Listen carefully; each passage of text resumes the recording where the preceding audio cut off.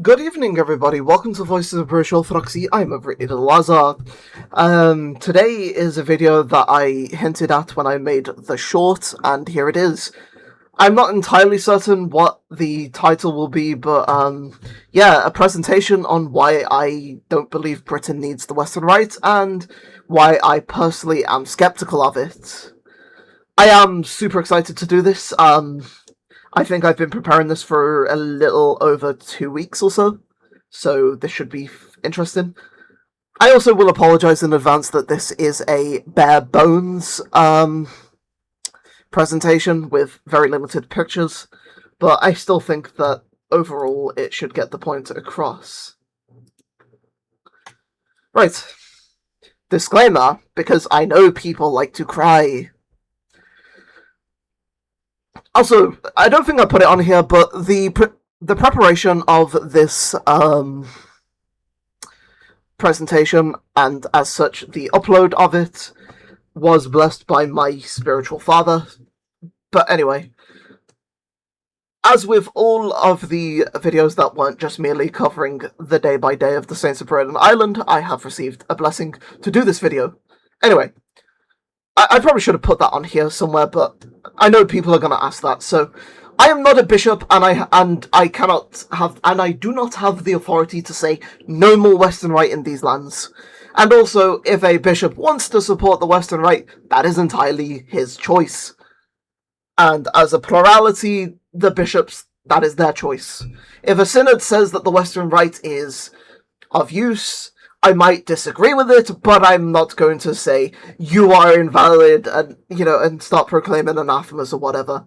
This view reflects myself and nobody else. Opinions, again, even though the video is blessed to be uploaded, that doesn't mean he necessarily agrees with what I've said. These are my personal views and nobody else's.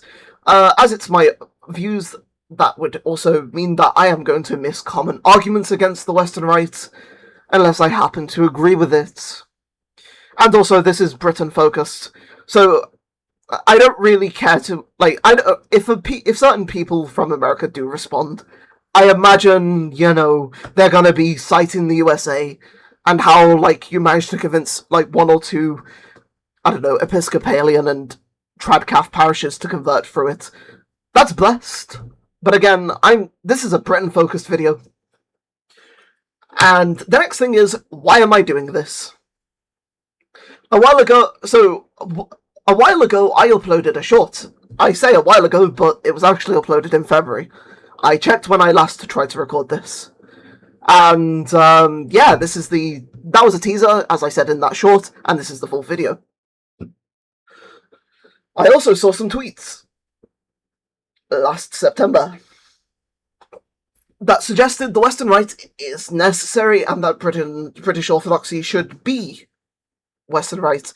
This individual is a priest, and so I have chosen to crop out his name. Though, given that it's not very difficult to find tweets, though sometimes it can be a little weird, I'm pretty sure if you literally type in these words, you'll basically find it. Anyway, obviously I do take issue with the UK should be Western Rite. And then, obviously, part of that was that Mr. C. Truglia did a thread. I don't think we ever speak about the thread here, but I do want... Part of the reason I have made this is because I do disagree with the sentiment that the UK should be Western Rite. That being said, I hope you enjoyed the video, and I look forward to any and all responses to the video. Right. So before we do start this point, I'm going to remind you of the short. So... Good evening. Welcome to what is my... And also, in order to make sure that we don't lag too long, I'm going to hold my mouse down so that it goes at 2 times speed. I do apologise in advance, but yeah. This is almost 3 minutes. A second short on this channel. The title I'm not entirely certain yet, but it's probably going to be something along the lines of, are we truly ready for a Western Rite? And, I do apologise. My thing's not working. Welcome to what is my second short on this channel. There we go. The title I'm not entirely certain yet, but it's probably going to be something along the lines of, are we truly ready for a Western Rite? And, I will explain one small thing which I think could maybe tease down the road a proper video. So, on Twitter, for those that follow my Twitter, which is all Zarek, I once heard a tweet that was saying that one of the things that might help with the issue of the feeling of Orthodoxy not really being Western would be if we had our own extra liturgical traditions. Now, for the sake of simplicity, and not want to keep you too long, every country's jurisdiction has one. And what I mean is, I'm referring to things like the Serbian Slava, the Georgian Supra. That's a quick reference. The Macedonians also use the, also use the Slava. But I was also thinking, so outside of America, who has Thanksgiving, we don't really have candidates that are, well, traditions that could be used for such. Whether that's one, reviving ancient Orthodox traditions, or two, stealing, Western traditions that could actually be Orthodox. Or that, could actually be baptized as such. And at the top of my head, I was thinking about that, and going down along this line, are we truly ready for a Western Rite? When most Western countries don't really have any clue of how they would have their own, of what their extra liturgical tradition would be, obviously you could also just say, we could just steal X from insert group here, or westernize Y, which is still valid, but still. And then I was thinking that this is something you don't really hear too much regarding the Western Rite. So, when we can't even sort that out, are we truly ready for an entire liturgical rite, which includes scrapping, replacing, changing things like the Akathist's canons, the way you do morning and evening prayers, having an entire liturgies and whatnot, when we don't actually have that unique tradition? Obviously, I also do look forward to hearing the response from the pro-Western Rite people. I know there are obviously neutrals on Twitter that I hope to send this to. Anyway, I appreciate you all stopping by and listening and watching this short. I don't want to keep you too long. I don't realise I've got us all, and amen. Thank you, me back in February. I have grown a bit older since, but nothing too much has changed. Right. So let's go over this slowly. What do I mean by extra liturgical tradition? Because this is issue 1. Extra liturgical tradition, or the West lack of. Right. So, before you all say you just made up a term, okay, 1, it wasn't actually me. I never made it up. 2, I couldn't think of a better term, and so we're sticking with it. If there is a proper term, please do leave it down below, instead of crying like a whatever in the description. I don't want to hear that. If you know of the better term, as Psalm 140 says, the righteous man will rebuke me in mercy. Rebuke me in mercy and tell me what the correct term is. Anyway, by an extra liturgical tradition, I am referring to traditions that are mostly outside of the liturgy. So, the best 2 examples are the Georgians have the super meal, which is represented by this image I found on Google. I hope it's not copyrighted. If not, if it is, I am going to be sad. And then we've got the Serbian Slava. The Montenegrins and the church in the FRYRM or Macedonia, I'm not getting involved in that debate, also use Slavas.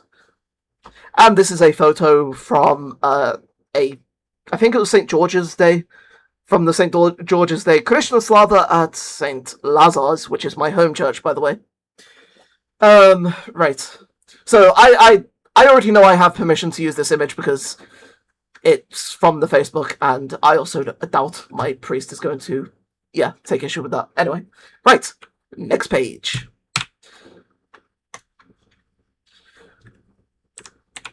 The only Western country... So, as I said in the short, though I was watching it on 2 times speed because I really wanted to get through it, the only Western country that really has an answer to the question of what is your Western extra liturgical tradition going to be is America, who can say, we're gonna just baptize Thanksgiving. And to be fair, that is a good answer. As a matter of fact, I think when I made this point on Twitter, I even pointed out that yes, the Americans should baptize Thanksgiving. But anyway, this is mostly going to be... I think this is like the only time we actually do mention America. Again, this is a Britain-centered thing, but Britain does not have an answer, and I think I cover that towards the end more, but yes. And surely I would like to make the case that it is so much more simpler to be like, Western converts, this is going to be your liturgical tradition that you're going to celebrate outside of liturgy. Either 1, whenever you have people around, or 2, on a specific saint's day, whatever. Again, there are different answers to it, which I did suggest in the video. Oh, we could steal X or Y from these other Orthodox, or we could, try and make something up ourselves, whatever. Again, as I said on Twitter before, I'm actually going to start at the bottom. I'm going to start, I do think that, the correct answer to the Orthodoxy doesn't feel Western, which is this weird meme argument, because these people will then in the next breath say, you can't be Orthodox because it's Eastern. Orthodoxy is this Eastern faith. And then they'll be like, well, you see, I'm British, so I can't actually abandon my, I don't know, trad Catholic or Anglican upbringing or whatever. Anyway, perhaps a Latin or Protestant might feel more comfortable with the Western Rite, but without this jurisdictional... So this is the same across every jurisdiction. Every church has an extra liturgical tradition. I don't know what it is outside of the countries I've mentioned, but, it's like this too alien, too foreign feeling doesn't really change long term.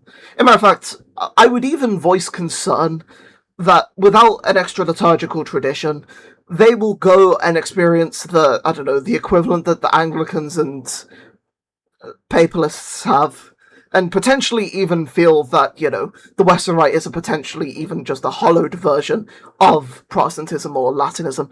I didn't include it on here because I wasn't really sure whether I wanted to truly commit to it as an argument, but I do think it is kind of worth adding to hammer how important I think the question of extra liturgical traditions can be.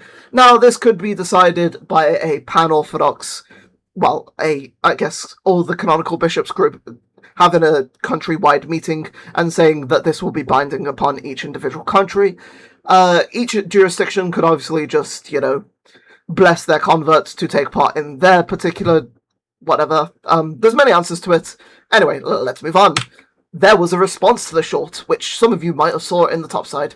So I think the actual video So I think the first 5 minutes is an introduction, and then he I'll try not to take too much of your time, but let's listen to this video real quick, and we'll address arguments. I'm not entirely sure what's starting yet, but it's probably going to be something along the lines of, are we truly ready for a Western Rite? And I will explain one small thing, which I think could maybe... Again.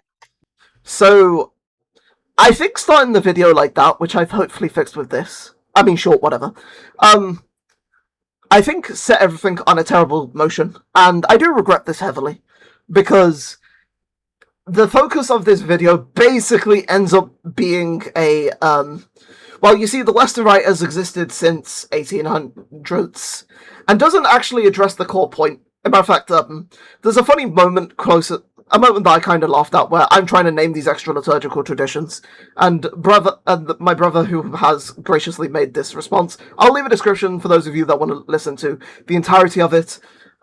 Acknowledging the thing here is not really too important, but I do want to acknowledge that there was a response. And as far as I'm aware, it is the only response that does exist to this short of mine. Anyway. The Western Rite was created in the 1800s. Now, granted, I know it's not as old as Orthodoxy, but it's a reconstruction.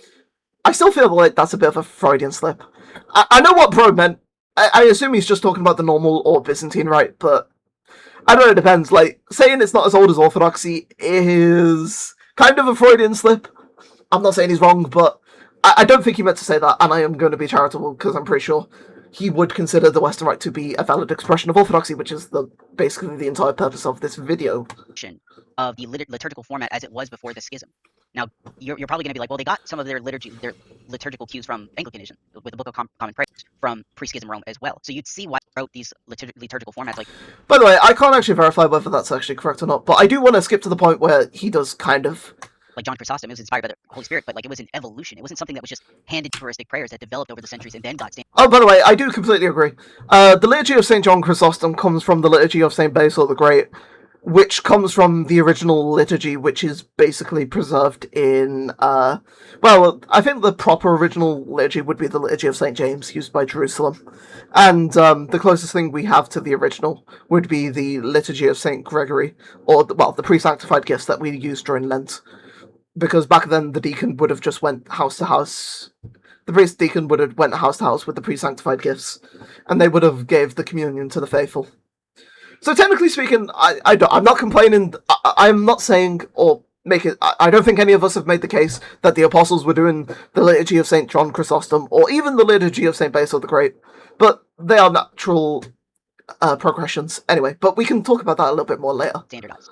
And everybody back before the schism, every country had their own little tweaks. Like he says, he's going to say at the beginning of this video, they had their own little ways of going about exercising the liturgy. I think this is where part of the issue comes in. My point is on extra liturgical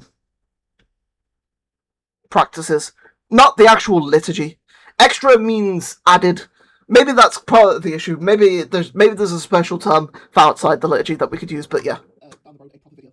So on Twitter, for those that follow my Twitter, which is always I once had a tweet that was saying that one of the things that might help with the issue of the feeling of Orthodoxy not really being Western would be if we had our own extra liturgical traditions. And that's what we did. Again, that's not... I take for... By the way, as I say here, I don't even need to play up until 8 minutes. I'll leave this in the description for any of you that want to listen to the entire thing. Again, I think it is important to note that, there's a point where I start listing the previous examples, and he says, well, that's not Western, and I'm like, yeah, and I was watching it, and I was like, yeah, because my point is that the West doesn't have extra liturgical traditions. I take full responsibility, though, for this, misrepresenting of my point, but I don't really think, again, I don't think his 44 minutes truly responds to what I was saying. I do hope that what I meant by extra liturgical tradition has been explained better by the previous slides. This was because and again, as I've pointed out multiple times now, I think the reason why my point was never truly addressed was because I started off by just simply asking, is the West truly ready for a Western Rite? Issue 2, conversion without converting. When I see the people... Now, this is not aimed at every Western Rite parishioner. I'm sure there are nice ones. I'm sure there are holy ones. People in this community don't really seem to have the Orthodox mindset. They keep Western practices with next to no change. We'll probably elaborate further on that, but it is relevant to bring up now. And so they don't really ever truly dive into the depth of Orthodox spirituality and... You what, M9? Wait, is that a thing? Okay, lol. That was funny. Right, they don't really ever dive into the depths of Orthodox spirituality and, well, hesychasm. Whilst I would say that hesychasm did kind of exist prior to the schism, it obviously developed with St. Gregory Palamas, and it achieved more popularity under St. Gregory Palamas, I think would be the correct way of phrasing it. And obviously the Palamite synods affirmed hesychasm as being a valid monastic practice. I think, again, if I get these small details wrong, my understanding of the history would be that it is defensible pre-schism, but yeah.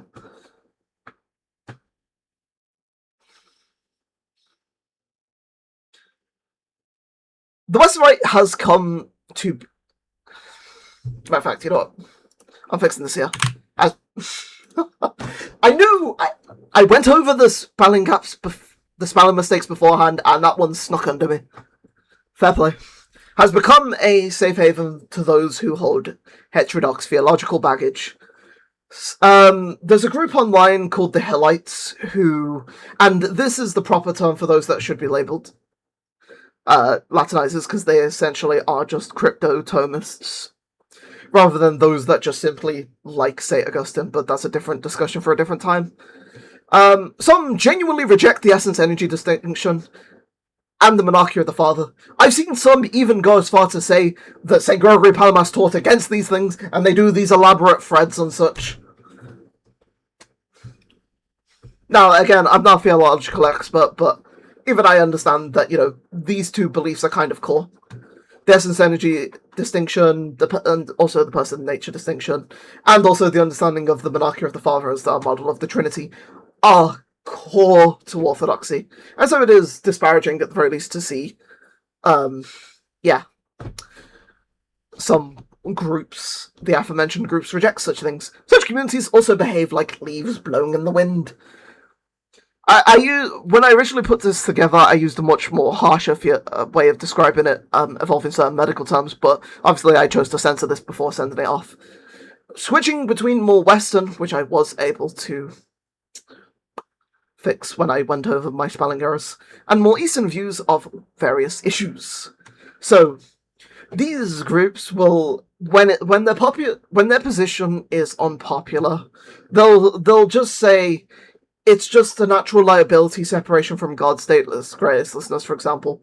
When we're talking about, the original sin versus ancestral sin debate, I would say, obviously, that the general concept of natural liability, natural separation from God, natural state of gracelessness, this is what the fathers teach.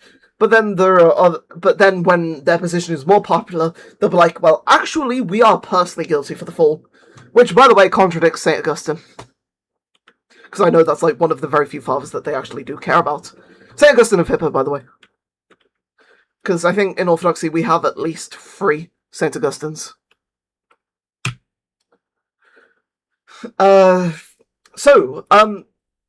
Issue 3 is liturgical issues, and you might think to yourself, are these two kind of related? And, yeah, they kind of are, so they are related, and I guess, you know what, as it is related, I'm going to actually start off with this point. They really want to be just Protestants or Latins, but in communion with the rest of Orthodoxy. It's almost like this reverse uniate situation. Anyway, and, well, as I've said here, by liturgical issues, we are talking about the liturgical necromancy, and also the use of post-schism things. The Western Rite has 3 services.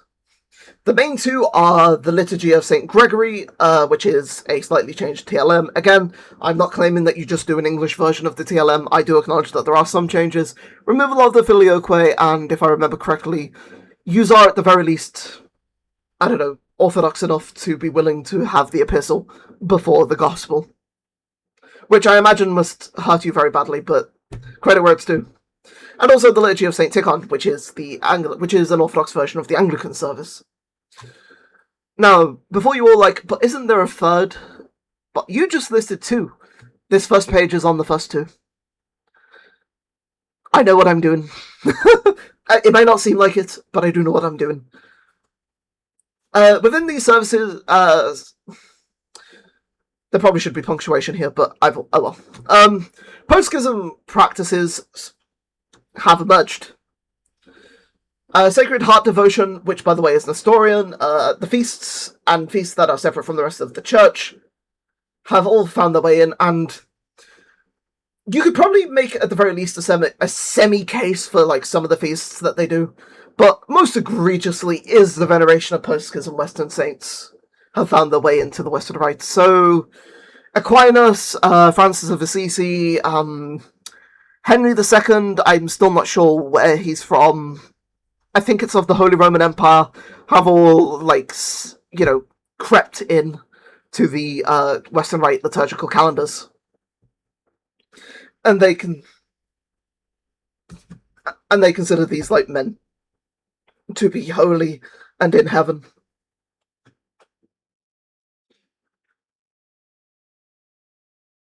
Right. You see, as I mentioned before, technically there is also the Gallican Rite, and I think there are other rites, but the main rite that I would say is the third rite for the canonical Orthodox Western Rite would be the Solemn Rite, which has limited use, and I think for some brief time it was the only Western Rite service allowed here in the UK. Which is also why we are including this over, the Gallican Rite or whatever other rites do exist. So, whilst I would say that this is probably the best option for Western Rite Orthodoxy, Orthodox Western Rite, whatever. Again, not that I think it's needed, but it still has this issue where it is lost, and its revival would be the liturgical equivalent of necromancy. I don't think I ever truly discussed this later on, but the ideal probably would be, I don't know, taking note of some of the good things from these rites and maybe allowing natural development, but whatever. I have also, as an extra note, noted that there is the Liturgy of St. Peter, which I would probably say would be otherwise the actual ideal, but I don't think it has any use, and I mean, given how Western Rite supporters are, with their complaints about anything that makes the services orthodox, again, I imagine there are plenty of Western writers complaining that the epistle is read before the gospel. even though that is just the Orthodox way of doing things. So I imagine there's like zero hope of the Liturgy of St. Peter being supported by the Western Rite fans. Fans of the Western Rite. Otherwise, that would absolutely be the ideal. Jurisdiction. Issue 4 is jurisdictionalism. So, I guess I should probably define my terms before we do go into it. Jurisdictionalism is just simply the existence of multiple jurisdictions in the Western countries. It is for now tolerated as a form of economia, but eventually, the eventual goal is that there would be one church per country. With, small churches still existing for the diaspora. A small Georgian church to serve, the couple of Georgians in London, or, the Serbs in Birmingham, or, I don't know, the Russians in Liverpool, etc., etc. But eventually the ideal would be thinking, because that is what's canonically allowed. You are actually allowed to set up for the purpose of looking after your diaspora, so that they can understand the liturgy. Anyway, right, so the existence of the Western Rite actually further adds to this chaos. This adds extra confusion, and this becomes even worse when churches go down the route of the Western Orthodox Church and end up schisming. For those of you that haven't seen it, there's a group of Western churches that were originally Western Rite, but they left because they cared more about being Western than being Orthodox, and they were even mentioned in one of Redeem Zuma's videos. It was one of those weird denomination videos. They literally pop up in the title. If you scroll through, if you look up weird traditions or something I don't know, you'll find who I'm looking.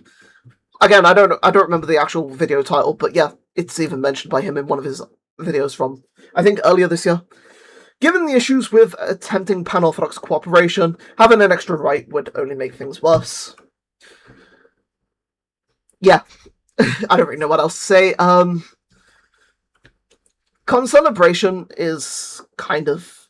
I don't want to say it's non-existent, because I do think that would be a bit of a straw man, but for the most part, there's this weird divide where you've kind of got the Antiochians and the Greeks doing one thing on one side, and then, it's you've got the proper calendar. I mean, let's be honest, that's what we should call them. The proper Orthodox calendar churches, kind of doing, similar things on the other side. And there's very little, sometimes there is, but there's very little actual cooperation, which is also due to other things, but yeah. So, you might be wondering, that's only 4 arguments.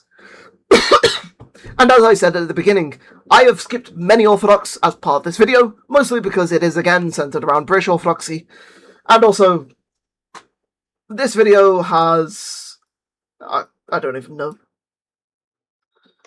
We're currently almost 30 minutes into this video, so I'm aware I've skipped many arguments, because, again, this is a British Orthodox video. My focus is on British Orthodoxy. I wish the best for the French, the Spanish, the Germans, the Americans, etc., but again, I'm focused on British Orthodoxy. My focus is on my homeland, which is British Orthodoxy. Anyway, Britain. I think and also Ireland, since, we're part of one Isles. I think it should be mentioned that those that vehemently defend the Western Rite have took issue and asked why it mattered when I said that the Russian churches should do something with their Synaxion for the Saints of Great Britain and Ireland, and hey, as a teaser, maybe we could do a different video on that at some point. So, when I speak about the importance of converting Britain, I want to emphasize, because Saint Arsenios, as we say a lot on this channel, said that Britain will return to Orthodoxy when she venerates her saints, and the Western Rite defenders have said to me on Twitter, I don't know if it was in group chats or on the thingy, they've asked why it mattered. A lot of people, I think a lot of mutuals, especially the ones that just like anything you post, are understanding towards my point, but yeah. Anyway, if you have any other arguments, feel free to leave them down below. Again, there could even be other arguments that are relevant to British Orthodoxy that I missed. The next slide before the end will be on some suggestions that I think would be beneficial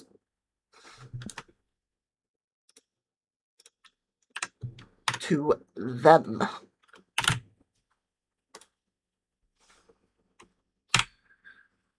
So this section is called If They Must Exist.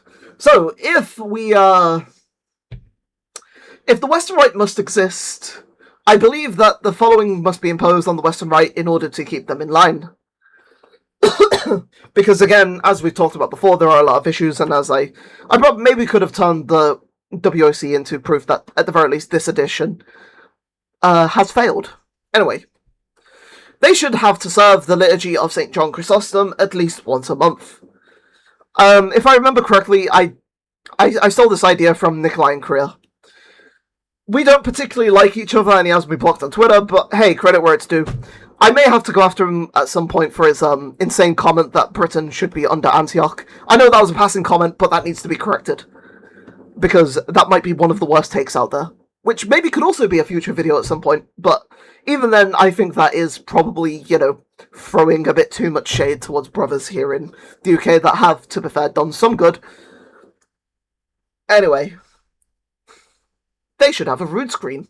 Point 2 is just simply, so in the West, there is this concept called the root screen, and yeah, I believe that there should be some separation between the priest and the people. Again, I would also say that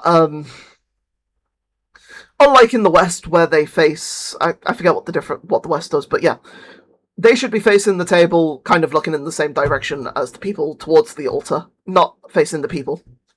And also, truthfully, if we're being honest, I personally do think that the root screen should have some sort of iconography. There are actually some beautiful Western Rite parishes that do actually have this, and it looks great for them. I can't think of the examples, but yeah, that's an American thing. Anyway, in America that exists. 3, in general, there should be what I'm going to call a leash. Again, due to the way that they act and have acted, they need this leash kept on them, and the bishops, whether that is as a synod of all the canonical bishops, or whether it's the individual bishops that are looking after the Western Rite, should be strict on them when they try to introduce something. Again, there is this weird, like, almost, I don't know, autism, where they're like, oh, yes, we got the permission to do the stuff, we're now going to take all of this, and it's going to be great, and we're going to have Sacred Heart devotion, and then we're going to be saying the Filioque, but we're not actually going to mean it in the same way that the West does, and it's kind of like, we need to calm down. We need to calm them down, yeah. You know what I'm saying? We need to calm them down, yeah? This weird excitement, I don't know what it's called, maybe I was wrong to use reference to tism, needs to be calmed down a bit. And allowances for when they are allowed to do should be restricted. We will be talking about that more on the next slide. Don't you worry. Ideally, here in Britain, only the Western Rite should be the Psalm Rite, while the others being tolerated for converting communities as a transition. So, I would say it should take the main priest like a year or so to learn the Psalm Rite, and then during that year, their parish can use the liturgies of Saint Gregory and Tikhon as a transition thing again. And also 5. This was also, to be fair, kind of addressed by George the Dragon Slayer, but they should still use canons and akaphists. Canons and akaphists are a beautiful part of Orthodox spirituality, and I am sorry. I know you made your case, but I don't know. I just think it's so intrinsic to Orthodoxy that, it should be kept. And whilst I don't really want to speak about, schismatics, well, I don't know if they would count schismatics, but about those that aren't really in communion with us, but the true Orthodox have a proper Western Rite that actually is reverent to the pre-schism thingy, and, they don't try and LARP as being Papists or Protestants, probably because the Western Rite bishops that do, their own communion with it are very strict. And so that proves that, the Western Rite, even if I don't really agree with its existence, can work. Elaborating on point 3. So, I'm going to actually pull up my channel again. So, I guess, for anybody that doesn't quite know, shout out to those that have watched my conversion story, by the way. So in my video, The Local Languages, Discourse, and Convert in the West, a video essay, which I might, Good evening, So, for those that do not know, which is probably most of you because this is probably potentially the first video of mine you've ever watched, but in this video I came up with the hey, this is what individual parishes should do. So I came up with a list of, if your parish meets X requirement, this is your action. So if you are at stage 0 and you do not get any converts or inquiries whatsoever, you don't need to do anything. But if you're at, I don't know, week 3 and you are getting...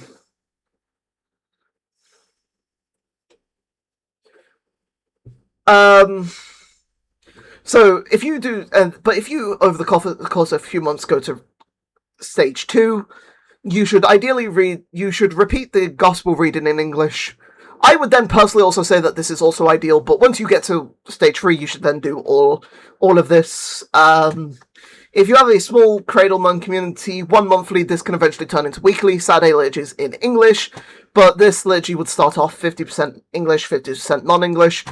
Yes, this is based upon the St. Lazar's experiment, or what I like to call the Lazaritsa doctrine, where we now have Saturday services that sometimes have more converts than the, we sometimes have more people attending our, I guess, more convert-friendly liturgy than we do the Sunday liturgy, and then once you're majority convert, eventually pretty much everything should become in English. Right, so now that is done, for anybody that's interested, there are also plenty of other videos that you might like. Anyway, I'm not going to leave that in the description, but for any of you wondering, I've used this thing before. So one is for just established, and then etc. etc. Western Rite services can only be done. So in the beginning, we're only going to allow it to be done for the patronal feasts. I promise that is perfectly fine. Again, it's like, if you want to name yourself after, 2, 3, whatever parishes, to kind of, saints even, to try and whatever, then that is fine. Right, assuming the mission has more than one service a month, a monthly Western Rite service can be done. Stage 2, we're now entering the... Sorry. Now we have entered the domain of the, you now have at the very least, a once-a-month service. A monthly Western Rite service can be done. 3. Your community is starting to grow, and you're showing signs that you are actually kind of maturing a bit, whatever. Once you reach stage 3, and, there's at the very least some signs of commitment to the thingy, I don't see any reason why important feasts like Pascha and the Nativity can't be done in the Western Rite. Maybe this probably is silly of me, and maybe it should just be kept to the normal rite so that we can all celebrate thingy, but, again, I want to try and offer up a bone. Hey, maybe 3 should be changed to something else, I'm not sure, but, yeah. Right, while Sunday services should all be the liturgy of stage 4, your parish is continuing to grow, I guess. While Sunday services should all be the liturgy of St. John Chrysostom, Saturday Western Rite services, and Sunday for major British saints like St. Speed, Patrick, Augustine of Canterbury, Hilda, Friday, maybe even local saints, I think. Did I say local? Did I include local saints? Can be done, but not including Saints John Chrysostom and Basil the Great, which should be used their liturgies respectively. 1 or 2 normal... So next is stage 5. 1 or 2 normal Sundays a month can be Western Rite. As with 3, any services on Saturdays outside of Saints John Chrysostom and Basil the Great can also be Western Rite services. And then stage 6, as I said before, at least one Sunday a month should be the normal or Byzantine Rite liturgy. And the previous saints mentioned before, I'm sorry. Actually, I'm not sorry, but yeah. For Saints John Chrysostom and Basil the Great, you will use their liturgy. If I was to try and guess, during Lent, you probably would have extra... I haven't really thought this through too much, but I guess during Lent, you could maybe have, I don't know, whatever the Western Rite equivalent of a reader's service is, or something like that. I'm not sure. At point 3. But yeah, that is general point by point. I'm sure there are individual details, and I probably also would add to 4 local saints.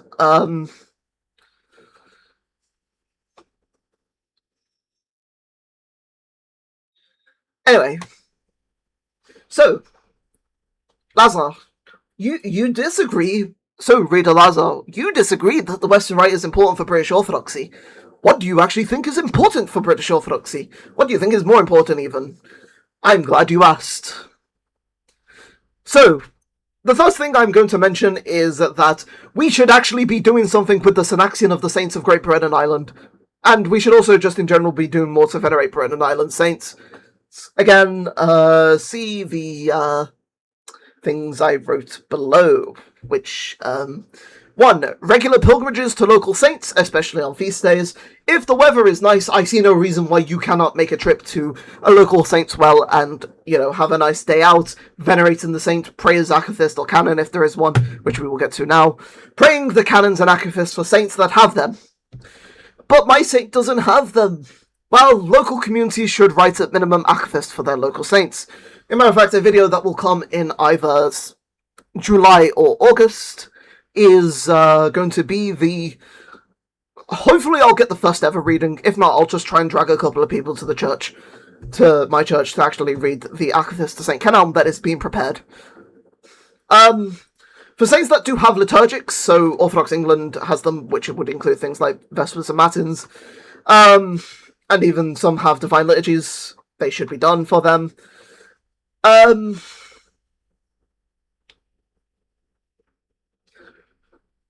So, I don't see anything wrong with doing a Vespers or Matin service. Obviously, I think it's complicated to do vigils, but unless it's like a local saint. But yeah, Vespers and Matins is a thing. And thanks to Orthodox England, the person who used to be a priest but is now defrocked, he put together a lot of liturgical resources, and I think there are others out there. Like, I know one person did put together some liturgics for St. Kenelm, but they also include a saint, I don't know what saint, there's a woman saint who also is celebrated on that day, and so it's like, the liturgics produced are dedicated to both. I do have them somewhere, but anyway. I also do believe, I don't know why I didn't include these as points 4 and 5, but Britain needs to find and decide what its extra liturgical tradition will be. Do you want to take Krishna Slava and turn it into Britannica Slava? By all means do that. That would probably be a good way of encouraging veneration of local saints. Allowing people to have St. Bede as their family saint or whatever probably would actually be a decent idea. And who knows, involving their family might even see their families convert. Anyway, and it also leaves something to pass on. I don't know, stealing the Supra from the Georgians could also be a thing. And I'm sure Western writers could probably even point out similar. No, not the Nestorian Sacred Heart devotion. Bad. No, I will not allow that. But, I mean, obviously I don't get a choice, but obviously not that. And also, in general, we should host more pan-Orthodox events. And city/local areas should see more cooperation. I don't really see anything wrong with this. Orthodox in a city should all work together. Obviously, it doesn't really help that with the changes that, Antioch and Greece have made, in particular relating to their calendars, but hey, what can you do? And it also really doesn't help that they care more about sucking up to the Western sects than having good pan-Orthodox relations with thingy, but obviously not throwing shade towards any group in particular. But yeah, unfortunately, we do need more pan-Orthodox events and city-local area cooperation. And do not take any personal offense, I'm speaking more in general, like, the EP seems to rather suck up to Rome rather than whatever, and yeah. Anyway.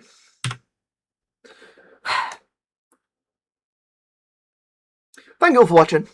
I look forward to seeing whatever responses you do leave. I hope to see any feedback in the comments.